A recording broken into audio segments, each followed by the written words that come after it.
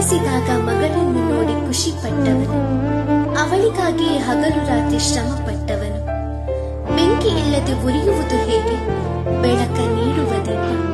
ತಂದೆಗದರದೆ ಸರಿ ಮಾಡಲಾಗುವುದೇ ಮಗಳಲ್ಲಿರುವ ಲೋಪ. ಗಂಡು ಗರುವದ ಆ ಧೀಮಂತ ಗಂಡು ಆಗುವುದು ಮನಸ್ಸು ಕೂಸಿನಂತೆ ತನ್ನ ಮಗಳ ಕಂಡು.